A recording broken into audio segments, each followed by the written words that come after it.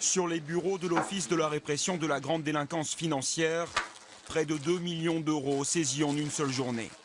Du liquide provenant de la vente au détail de drogue par des petits dealers et qui s'est retrouvé dans les coffres-forts de notables parisiens.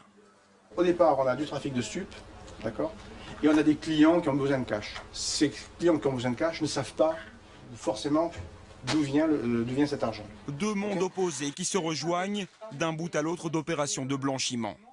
Ces notables parisiens, architectes, marchands d'art ou entrepreneurs, possèdent des comptes non déclarés en Suisse et souhaitent rapatrier cet argent sans payer les taxes.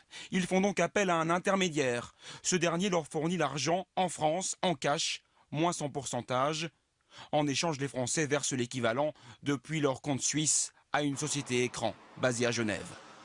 Cette société, la voici. Sur les 5 derniers mois, elle a ainsi blanchi 40 millions d'euros. À sa tête, le clan El Maleh, 3 frères, dont l'un est un as de l'ingénierie financière.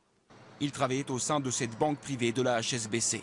Les fonds étaient investis ensuite sous forme de biens immobiliers à Marrakech ou à Dubaï. C'est un système qui nécessite plusieurs sociétés écrans, précisément pour compliquer la tâche des limiers qui vont essayer de remonter la filière depuis la France jusqu'à la Suisse. Et donc ça nécessite de mettre dans la boucle un certain nombre d'intermédiaires.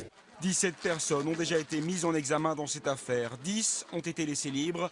C'est le cas de l'élue parisienne d'Europe Écologie Les Verts, Florence Lamblin. 7 ont été écroués, ceux soupçonnés d'avoir participé directement au trafic de stupéfiants.